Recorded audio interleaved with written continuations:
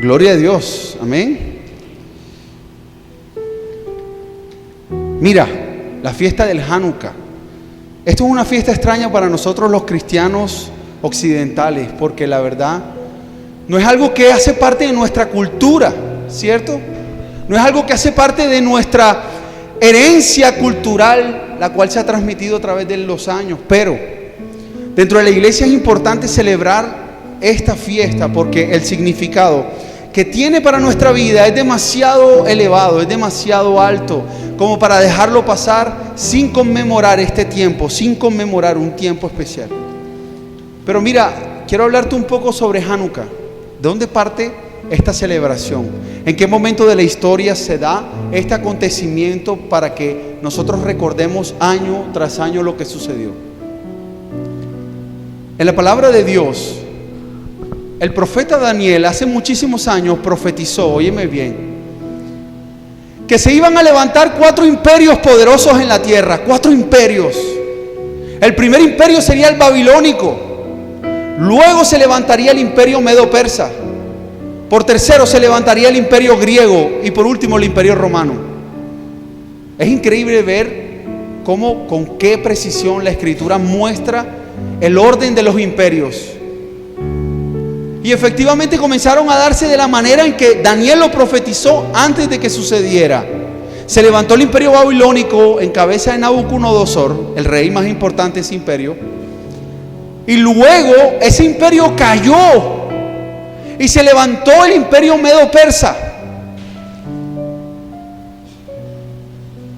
Después de eso, cayó el imperio medo-persa y Alejandro Magno o Alejandro el Grande, que fue el rey más destacado del imperio griego, fue el que conquistó todos esos territorios los conquistó.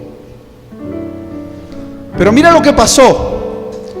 Él, en su afán de conquistar al mundo,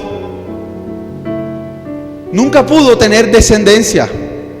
Al parecer tuvo un hijo con una mujer, pero ella era ramera, era prostituta, y el hijo no fue reconocido como sucesor real del imperio. Entonces, él murió. Desperdició su vida entera conquistando todo lo que había que conquistar. Tanto así que dicen los historiadores que cuando llegó a India y conquistó, comenzó a llorar porque decía que no había más que conquistar. Lo que quiero darte a entender, que este hombre, Alejandro Magno, estaba lleno de ambición y de codicia, y aunque cumplió todo lo que quiso y conquistó todo lo que pudo, su corazón nunca estuvo satisfecho con lo que tenía. Esto nos enseña, hermanos, de que el tener todas las cosas no te traen una felicidad completa. Un corazón que no está conforme con lo que tiene nunca podrá conformarse con lo que espera. Nunca. Y él, al morir, tuvo que entregar su reino, su imperio, a 4 generales que él tenía. Y todo el imperio griego se dividió entre 4 generales. Te estoy hablando del norte de África, parte de Europa y gran parte de lo que es Asia, donde está Siria, Irak, todos esos países. Y en este tiempo el imperio se dividió en 4, y uno de las 4 divisiones quedó a cargo de lo que se llamó el imperio Seleucida. Uno de sus generales tomó ese territorio. ¿Cuál territorio estoy hablando? Del territorio donde está la nación de Israel, donde hoy en día permanece el pueblo de Israel. Y mira lo interesante de la fiesta. Lo que pasa es que cuando él está gobernando sobre este territorio, se levanta un descendiente de él que se llama Antíoco Epifanes. Sé que de pronto algunos que no están muy familiarizados con la historia, pero quiero dejar estos precedentes históricos marcados. Mira lo que sucede.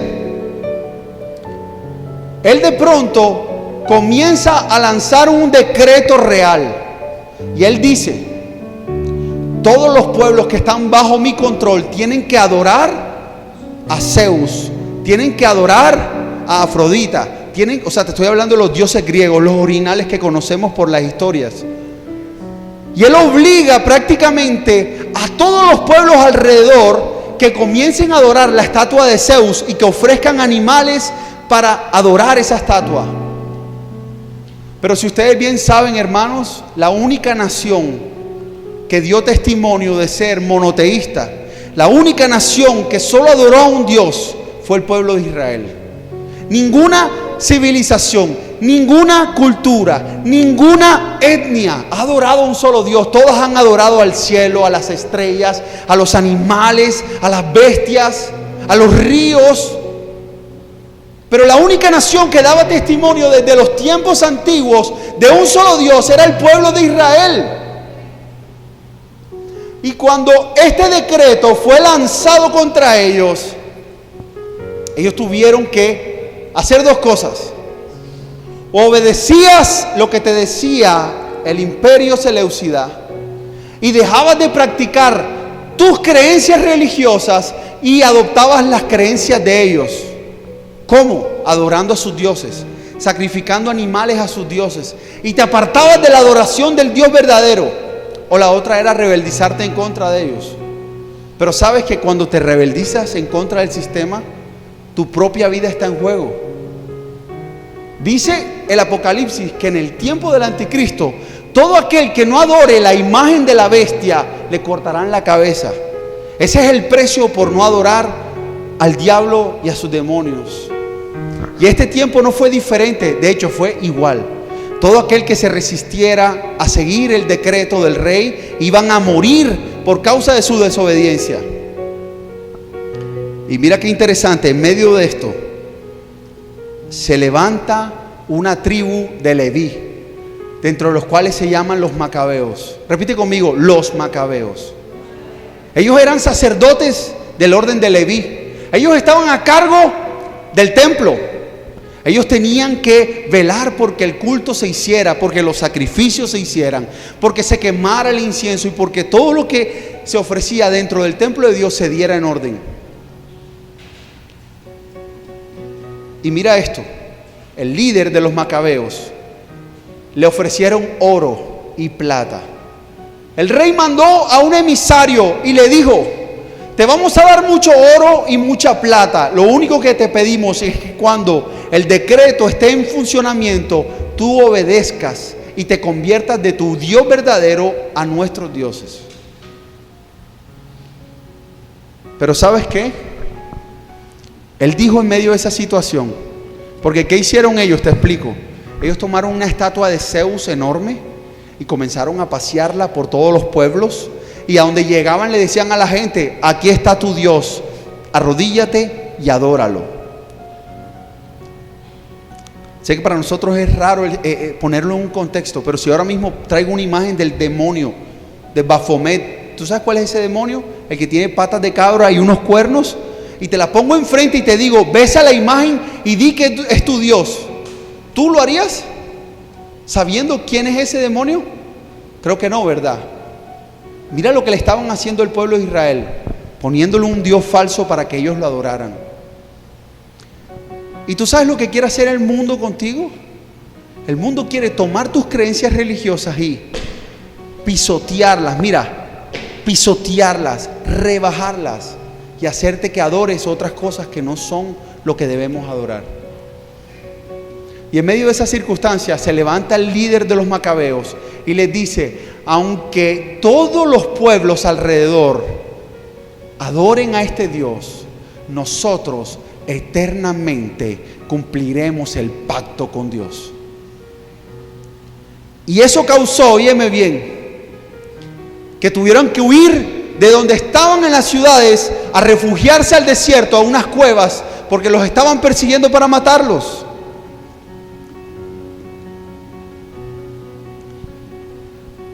Lo interesante de esto, óyeme bien, es que ellos prefirieron perderlo todo con tal de ganarlo todo, que retenerlo todo y perder lo más importante, tu alma, tu vida delante de Dios.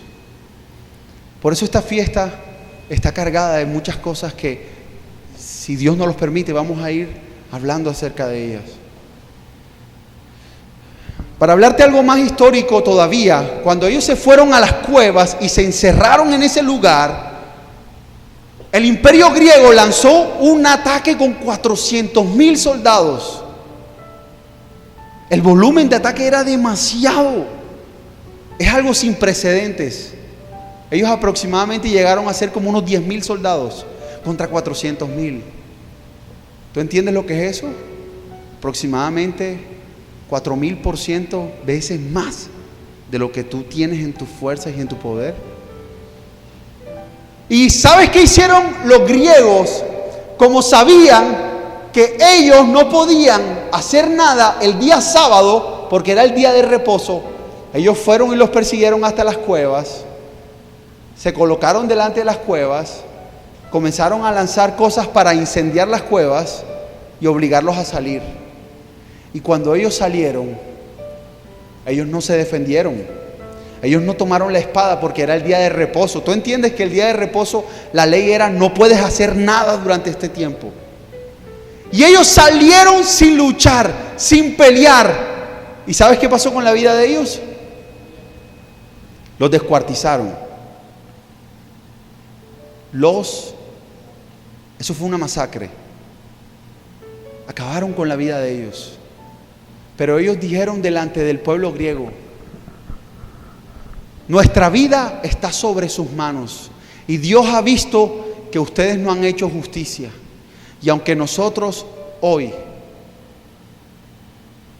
cesemos de vivir, delante de Dios somos inocentes y sabemos que nuestra recompensa está en el cielo para nosotros.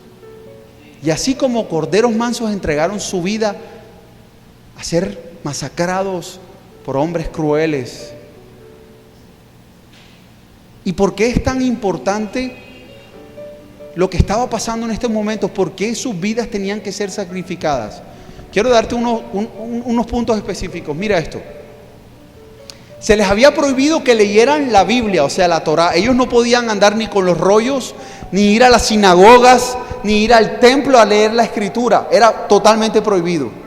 Los niños pequeños no podían circuncidarse como el rito les decía que tenían que hacerlo.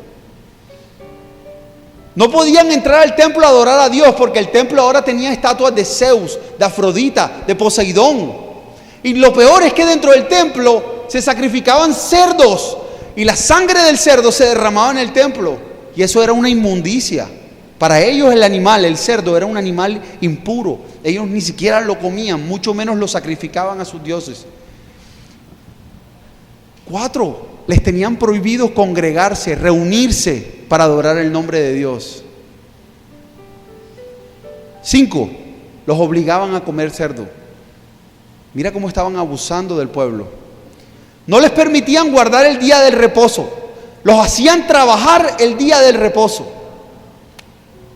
Y por último, los obligaban a practicar deportes desnudos. Bueno, espero que entiendas, el judío no mostraba su cuerpo para nada. De hecho, mostrar su cuerpo era signo de vergüenza y de humillación. Ellos siempre tenían que estar bien tapados, y ellos los obligaban a hacer cosas en contra de sus costumbres. Nosotros no lo entendemos, hermano, porque hasta ahora nosotros gozamos de libertad de culto y de religión. Pero ves a lugares como China, que sentencian a muerte a gente que contrabandea Biblias para que cristianos dentro de China puedan leer la Biblia.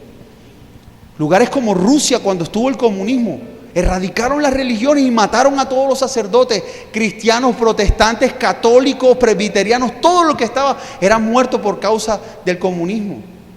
Y así todavía hoy en día existen lugares en la tierra en que quien predique de Cristo se arriesga a que su propia vida acabe. Entonces, yo te pregunto algo, hermano, hoy. Si hoy te quitan la oportunidad de venir al templo, no te permiten adorar a Dios en público, no te permiten ni siquiera publicar cosas de Dios en tu Facebook, no te permiten hablarle a tus propios familiares de Cristo, te roban tu identidad, acaban con tus creencias, ¿qué vas a hacer tú? ¿Qué harías tú? ¿Qué harías tú? Yo creo que, y se los digo con mucho amor, hay muchos que siguen ahí en el camino porque vienen los sábados al culto, porque ni en días de semana oran ni tienen intimidad con Dios. Pero eso sí, lo único que los aguanta de que su vida no se tuerza o no se vaya por un mal camino es que todavía siguen viniendo a los cultos del sábado. Y eso no está bien, hermano, porque tenemos libertad para tener una profesión religiosa, tenemos libertad para compartir a otros, para hablar del amor de Dios a otros. Pero no me quiero quedar ahí, quiero mostrarte. Quiero que vayas conmigo al libro de Daniel. Vamos al libro de Daniel un momento, el capítulo 1.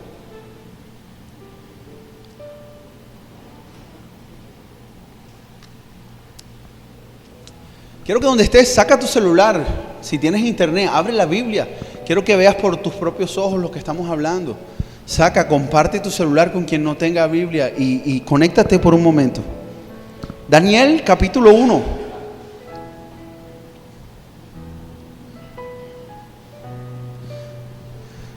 El contexto: destruyeron la ciudad y tomaron a la gente que estaba en Jerusalén y se la llevaron para Babilonia. Entre esos que llevaron estaba Daniel. Mira lo que dice el versículo 3. Y dijo el rey de Babilonia a Aspenaz, jefe de sus eunucos, que trajese de los hijos de Israel, del linaje real de los príncipes, muchachos en quien no hubiese tacha alguna, de buen parecer, enseñados en toda sabiduría, sabios en ciencia y de buen entendimiento, e idóneos para estar en el palacio del rey, y que les enseñase las letras y las lenguas de los caldeos. Dice, y les señaló el rey ración para cada día, o sea, de la comida del rey iban a comer ellos. Del vino que el rey bebía iban a beber ellos, versículo 5. Y que los criase 3 años para que al fin de ellos se presentaran delante del rey. Si lees el versículo 6, dice que ahí estaba Daniel, Ananías, Misael, Azarías y los hijos de Judá.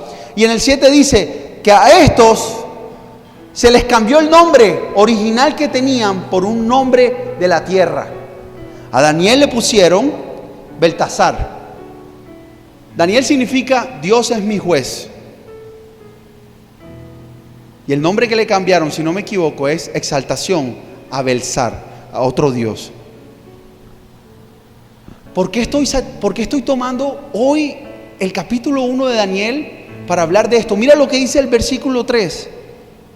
El versículo 4 al final dice, y que les enseñase las letras, ¿y qué más? Y las lenguas. O sea, ellos toman a unos jóvenes del pueblo de Israel y los sacan de su pueblo y les dicen, ahora yo quiero que tú, óyeme bien, no era gente pobre, no era gente cualquiera, eran hijos de los príncipes de Israel, era gente que en su pueblo habían sido capacitados en artes, pensamiento, en la guerra, en muchas cosas que no cualquiera tenía la oportunidad. ¿Y tú sabes qué hicieron con ellos? Los llevaron a una tierra diferente, les cambiaron la lengua, les cambiaron las tradiciones y todo esto sucedió. ¿Y sabes qué es lo peor? Que los obligaban a que comieran carne consagrada a los demonios. Porque cada vez que ellos sacrificaban un animal, se lo consagraban a un demonio y la carne del animal la comían ellos. Y esto hicieron con Daniel hasta el punto de cambiarle el nombre. ¿Pero qué relación tiene esto que ver conmigo? Esto es lo que hace el mundo contigo. Tú eres del pueblo de Israel y quieres sacarte de Israel y llevarte a Babilonia, al sistema, para que tú cambies tus costumbres, tus tradiciones, tu lenguaje y te adaptes a lo que ellos quieren para tu vida. Ya no hablas gloria a Dios, aleluya, amén, sino que ahora dices obscenidades con tu boca. Ya no te interesan las cosas de Dios, sino que ahora solo piensas en la música del mundo, en la canción nueva, en el baile nuevo, en la moda nueva. Y te han hecho como a Daniel, que quieren convertirte en un babilónico más. Y eso pasó en este tiempo, Ellos querían convertir un pueblo santo en un pueblo pagano. Querían convertir un pueblo consagrado en un pueblo que se entregaba a sus placeres. Y hoy, joven, te digo, el mundo quiere de ti lo mismo. Quiere que tú pierdas el foco de las cosas de arriba y que solo mires a la tierra y que te comportes como ellos y te vistas como ellos y hables como ellos. Pero Dios te dice hoy, no quiero que seas como ellos, sino sé como Daniel. Daniel le dijo al criado, yo no voy a comer de esa comida ni voy a tomar de ese vino. Yo voy a hacer un ayuno especial, un ayuno de legumbres. Aquí lo importante no eran las legumbres, ni el ayuno. Era que él se resistía a ser como ellos. Él se resistía a volverse como ellos. Él se resistía a cambiar su identidad para ser alguien diferente. Y nosotros tenemos que hacer lo mismo. Tenemos que desarrollar una identidad propia, algo que nos caracterice, algo que nos diferencie, pero no que en medio del lugar donde estamos la gente ni sepa que uno es cristiano. ¿Sabes qué me pasó en el trabajo en estos días de diciembre? Llegó el tiempo de hacer la novena. Y la primera novena la hicieron como la hacen. Y me disculpa si aquí hay algún católico, pero la realidad es que las novenas no les dan sentido espiritual. Es simplemente cantar, leer un libro y después comerse un buñuelo. Eso no es el sentido de la novena. El novena es un tiempo de acercarse en familia o en grupos y reconocer la venida del Mesías, el nacimiento de Jesús. Y si tú has visto alguna vez una novena, cada día es como una progresión hasta que el último día nace la promesa. Pero es una progresión de lo que ha venido pasando en la historia. Y te digo algo, el primer día eso fue así: cantar, leer un libro, persignarse, decir un Padre Nuestro, un Ave María y nada. Yo dije, bueno, no puedo hacer nada, estas costumbres no son mías. Al siguiente día me dieron el libro y yo tomé 2 párrafos y los convertí en 4, 5, 6. Comencé a hablar de lo que estaba escrito en la novena, de lo que decía, de la reflexión, de la palabra. ¿Y sabes qué es lo peor? Todos ellos quedaron. Y Dios tomó control del momento. Y después oré y la gente estaba metida en la presencia de Dios. ¿Y sabes por qué? Porque yo tengo que marcar mi identidad. Yo tengo que mostrar que no soy igual que ellos. Yo tengo que darle sentido y valor a las cosas de Dios. Y eso fue lo que pasó ese momento. No puedes dejarte arrastrar a lo mismo de ellos. El Señor Jesús dijo que si la sal no sirve para salar, o sea, para la función para la cual es creada, ¿sabes entonces qué se hace con una sal que no sirve para salar? Se bota afuera y es pisoteada. Dijo Él así en su palabra. O sea que un cristiano que no sirve para ser sal, para dar testimonio, para ser diferente, algún momento serás echado fuera y serás pisoteado porque no serviste para lo que Dios te creó. Eso es lo que dice la Escritura, no yo. Lo dijo el Señor Jesús. Que si la sal no sirve, entonces será echada fuera. Lamentablemente nosotros tenemos que marcar, si decimos que amamos a Dios y caminamos con Dios, debemos tener una identidad fuerte en lo que nosotros somos. Daniel le pasó lo mismo. Intentaron cambiar sus formas, sus maneras, y no solamente termina ahí. La historia dice que después obligaron a todo el pueblo a orar y adorar una estatua. ¿Y sabes qué hacía Daniel? Se encerraba en su casa 3 veces al día y oraba, mañana, mediodía y tarde. Y nunca faltaba sus oraciones. Tanto que le costó. ¿Qué le costó a Daniel? Que lo castigaran y lo metieran en una fosa con leones. Y Dios estuvo en medio de esa fosa con él. Y nunca los leones dañaron a Daniel. Lo que te trato de decir, hermano, es que Daniel es un ejemplo vivo de que podemos estar en medio de Babilonia, pero seguir teniendo nuestra identidad, nuestras creencias y nuestra verdad, sin distorsionar lo que somos. Peor él, que estaba en medio de cosas que perturbaban y que corrompían al hombre. Tú puedes estar en medio de tus compañeros de la universidad, en medio de tu colegio, en medio de tu trabajo y seguir siendo lo que eres y no dejarte convertir a ellos. Él lo dijo, no te conviertas a ellos, sino que ellos se conviertan a ti, lo dijo el apóstol Pablo. Podemos ser diferentes. Daniel nos lo demuestra. En medio de una presión social, Daniel, cómete la porción. Y él ¿sabes qué le decía al sirviente? Cómetela, porque como tú no te la comas y te adelgaces y te pongas ojeroso y después te pongas flaco, cuando el rey venga y me pida cuentas por ti y me diga, ¿por qué este muchacho está así? Cuando yo te dije que le dieras de comer, que le dieras vino. Y lo presionaba y le decía, come, que mi vida. Porque ¿sabes a quién iban a matar? Al sirviente por no haber obedecido. Y tú sabes qué es lo más hermoso. que después del tiempo señalado, el rostro de Daniel resplandecía y la gloria de Dios y la gracia de Dios estaba con él. Tanto que llegó a ser el primer ministro del imperio. Si tú te guardas para Dios, si tú te apartas de la fornicación, si tú tienes un noviazgo en santidad, Dios te va a bendecir con un buen matrimonio, Dios te va a bendecir con un buen trabajo, pero siempre y cuando tú seas primero fiel a lo que Él te pide. ¿Quieres la bendición y no el sacrificio? Cuando vengan los momentos de angustia y quieran robar tu fe, ¿qué vas a hacer?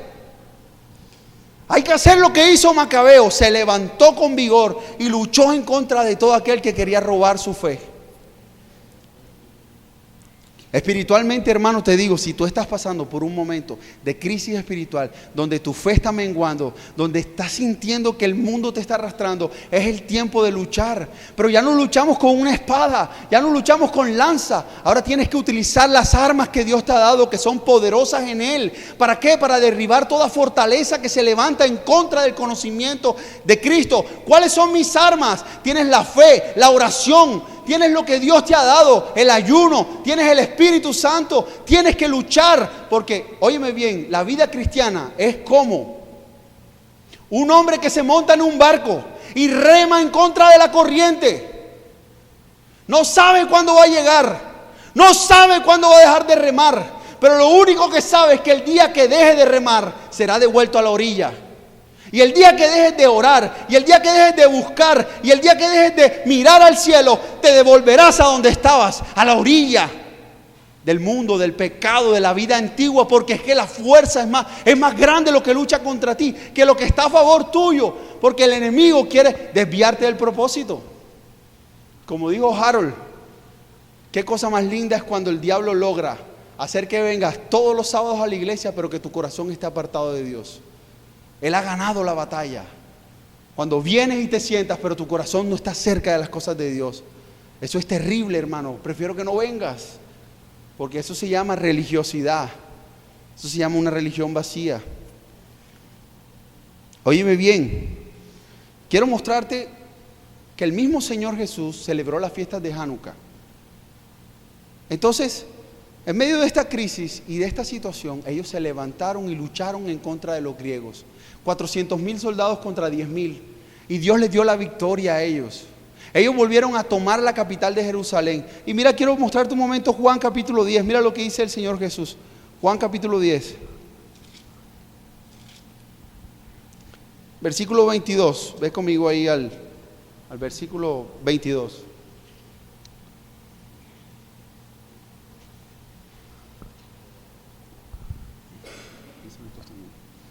Mira lo que dice el versículo 22, dice.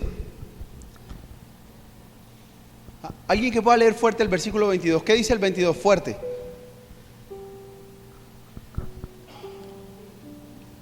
¿Qué dice? ¿Qué dice? Alguien que me ayude con eso, con el versículo 22. Juan capítulo 10, versículo 22. A ver, léelo.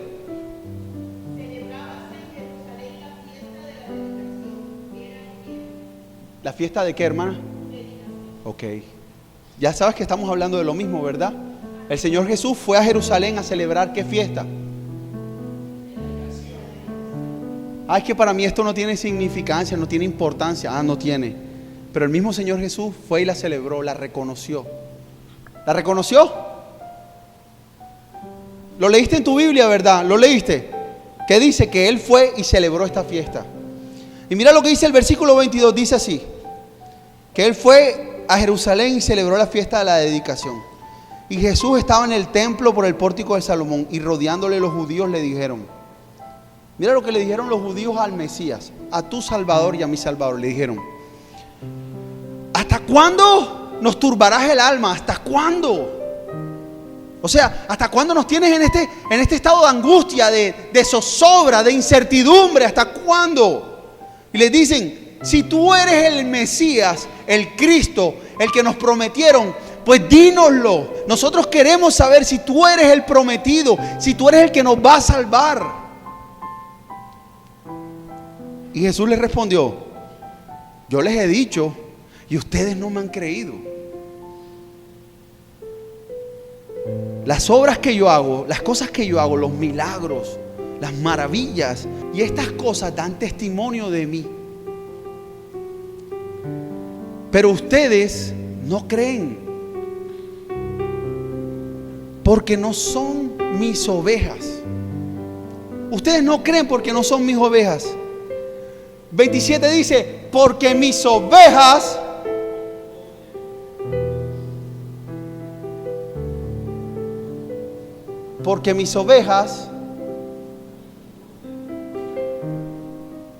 que vos estás escuchando últimamente.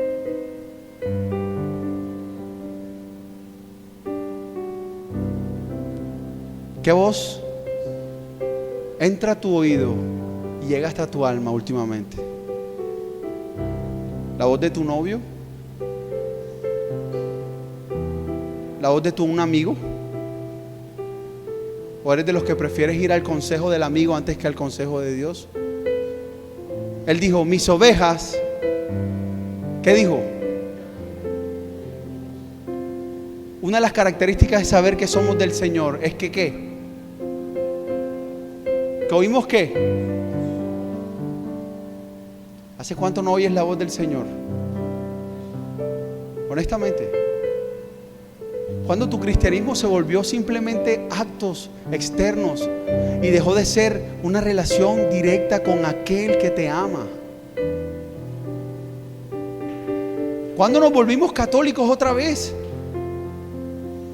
No ofendo a los católicos, pero hay muchos católicos que van, se persignan, toman el pan, el vino, pero salen de ahí y siguen siendo adúlteros, siguen haciendo cosas horribles. Así como hay católicos que entran con reverencia y toman esa hostia y ese vino y salen de ahí intentando ser personas que amen a Dios, porque lo hay en esa iglesia. Hay gente que ama a Dios allá. Pero en qué momento nosotros, que nos jactamos de tener la palabra y la verdad, nos hemos vuelto vacíos? Y Él les dijo, ¿saben qué? Mis ovejas oyen mi voz y yo las conozco y me siguen, y yo les doy vida eterna y no perecerán jamás, ni nadie las arrebatará. ¿Sabes qué es lo que me preocupa, hermano? No sé en qué condición te encuentres, pero si tú dices que amas a Cristo y que eres parte del pueblo de Dios y que eres hijo de Dios, una de las condiciones es que tú tienes que escuchar la voz de Dios a través de Jesús. Él es el canal único y exclusivo para que nosotros escuchemos la voz de Dios. No hay más canales sino Jesús. Y después de Jesús hacia abajo vienen los apóstoles, profetas, evangelistas, maestros, pastores, líderes y cualquier persona que predique la buena palabra de Dios. Pero ¿sabes por qué te lo digo? Porque ellos veían los milagros. Ellos estaban de frente ante los milagros. Vieron resucitar a Lázaro, vieron que levantó a la hija de Jairo, vieron que multiplicó panes, calmó la tormenta, y aún así tienen el descaro de ir a donde él a decirle, ¿eres tú el que nos prometieron? O sea, espérate. Nosotros no sabemos, estamos desesperados, dinos, ¿eres tú o no eres tú? Y él les dice, hey, por favor, miren todo lo que estoy haciendo, no en mi nombre, sino en el nombre de mi Padre. Y si eso no es suficiente para darle testimonio, entonces, ¿cómo puedo hacer que ustedes crean en mí? ¿Cómo puedo hacer que creas en Jesús si todo lo que ves que Dios ha hecho en tu vida no es suficiente? Y quiero llevarte a algo importante aquí. Quiero que revises ahí 2 Corintios, capítulo 4. 2 Corintios capítulo 4, versículo 4.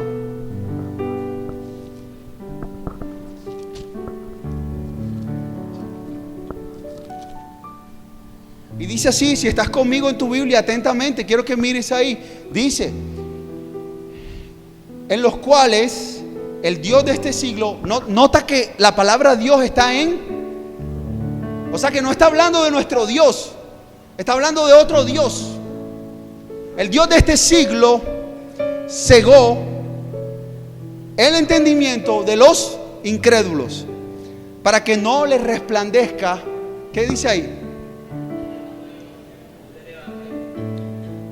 Oye, ellos tenían al mismo Jesús de frente y no podían creer en Él, porque el diablo, eso es lo que está diciendo, Satanás es el Dios de este siglo, y él se encargó de poner, óyeme bien, de cegar su entendimiento,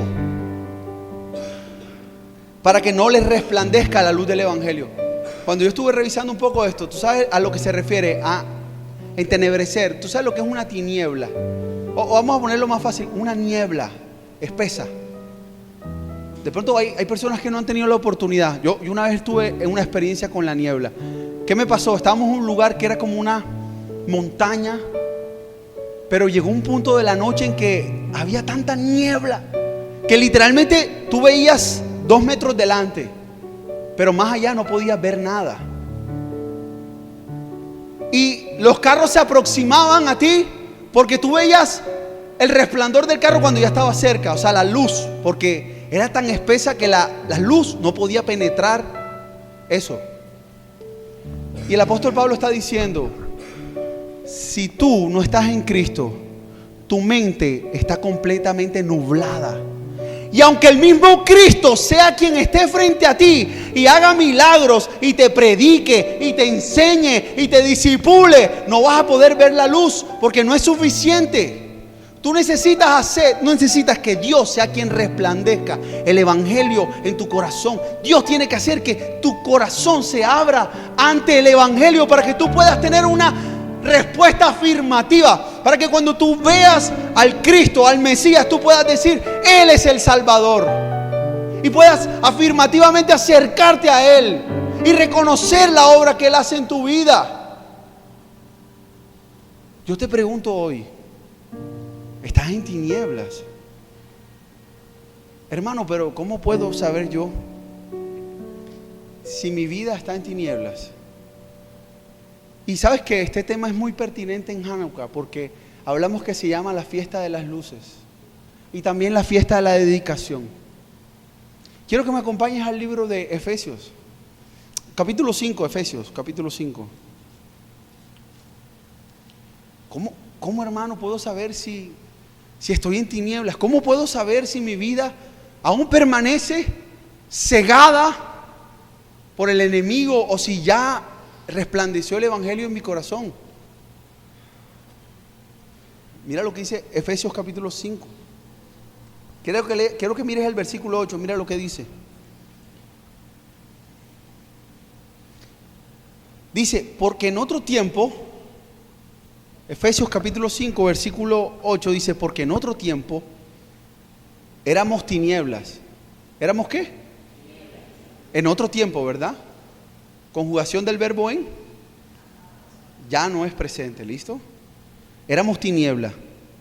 Mas ahora, ¿qué somos? Gloria a Dios. ¿Ahora qué somos? Ahora tú eres luz en el Señor.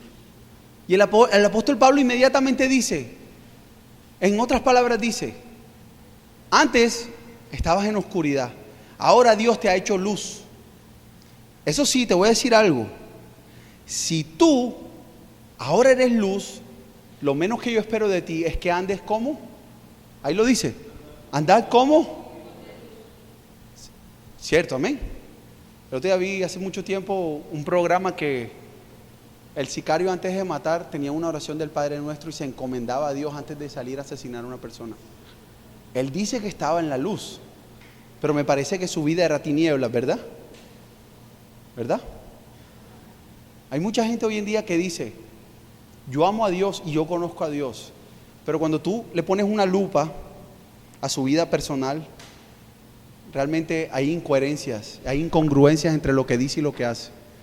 ¿Sabes? Alguien una vez me dijo: tú no puedes juzgarme, solo Dios puede juzgarme. Sácate la viga que tienes en el ojo antes de sacarme la paja a mí. Yo le dije: bueno, listo, tienes razón.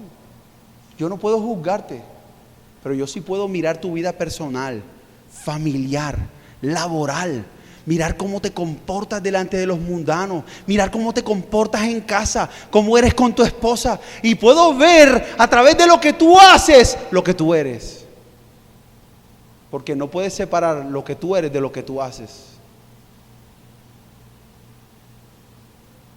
¿Cuántos, si el pastor fuera a preguntarle a sus papás cómo él es en la casa, cuántos podrían decir: tranquilo, pastor, vaya con confianza, que esto no me da miedo?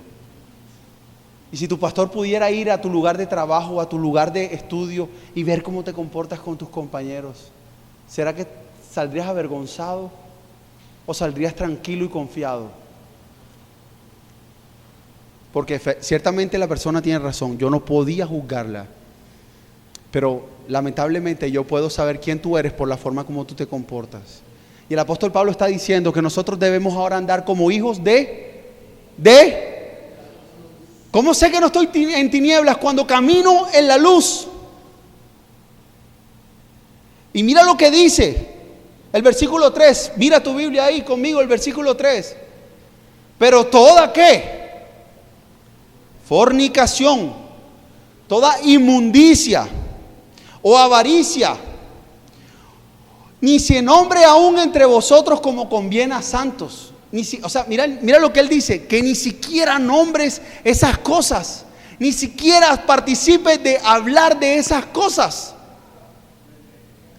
ni palabras deshonestas, ni necedades, ni truhanerías que no convienen, sino que antes con acciones de gracia. Mira lo que está diciendo, él está diciendo, es en la forma como tú te comportas que yo puedo saber quién tú eres, qué clase de creyente eres. Y volvamos al versículo 9, dice que el Señor, andad como hijos de luz, porque el fruto del Espíritu es en toda bondad, justicia y verdad. Versículo 10, comprobando lo que es agradable al Señor. Tú debes comprobar con tu vida qué le agrada al Señor y qué no. Si lo que el Espíritu Santo está haciendo en tu vida está dando frutos que le agradan al Señor.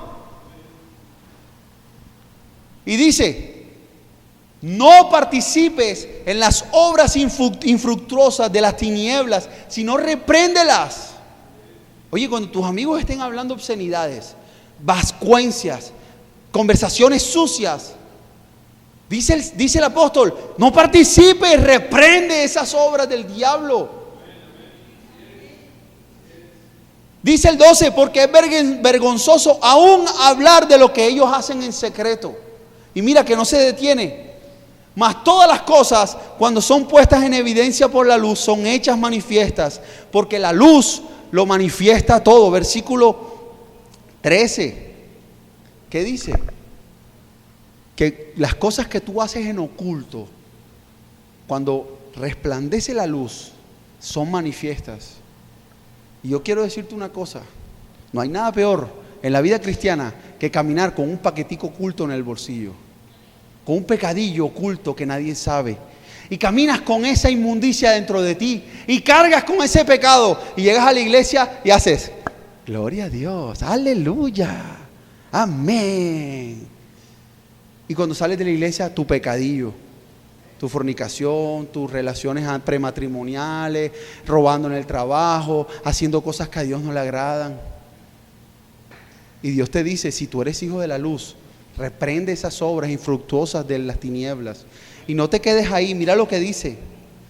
El versículo 15, mira con diligencia. El versículo 15 dice, mira con diligencia cómo andas.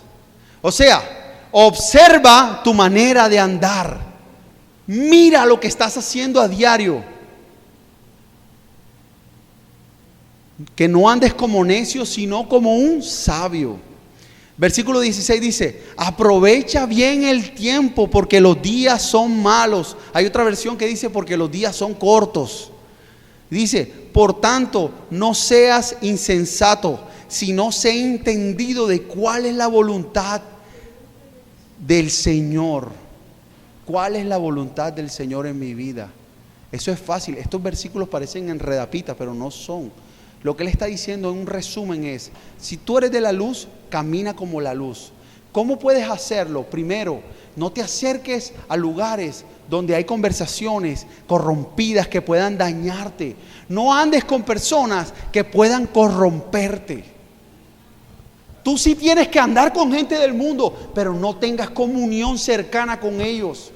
No comas el pan en la mesa con ellos todo el tiempo, porque tú te volverás igual que ellos.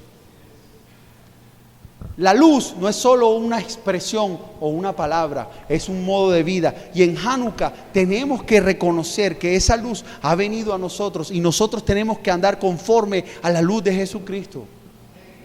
¿Sabes? No son temas agradables, no son conversaciones chéveres cuando exponemos la Escritura, pero ciertamente pueden sanar tu camino cuando está torcido. Y mira, el milagro que se ocurrió en Hanukkah fue tremendo. ¿Sabes por qué? Porque el milagro en Hanukkah fue cuando ellos volvieron a conquistar la ciudad de Jerusalén y retomaron el control. El templo estaba completamente impuro y ellos tuvieron que limpiar el templo, sacar todo ese poco de estatuas y comenzar a hacer un proceso de dedicación o purificación. Y Dios te está diciendo: quiero que en este tiempo te consagres a mí.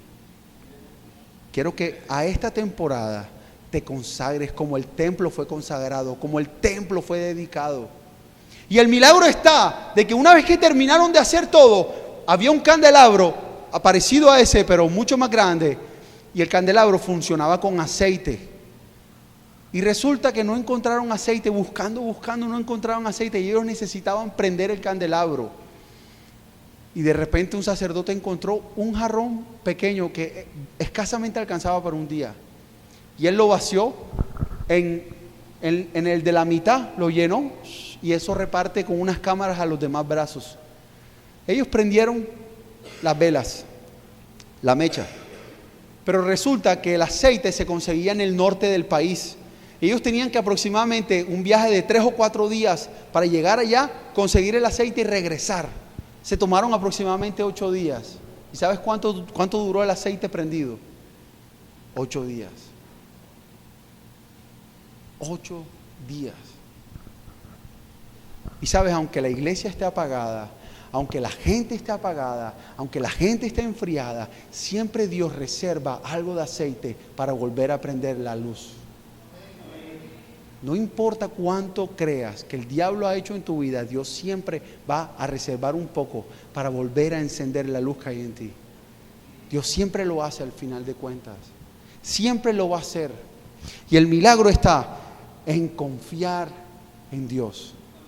Ellos en fe fueron y Dios hizo que el aceite durara los 8 días completos hasta que regresaron con el aceite para echarle al candelabro. Y quiero cerrar con esto. Esta fiesta es hermosa porque Dios te está diciendo hoy: ya basta de pecados ocultos, ya basta de cosas que avergüenzan.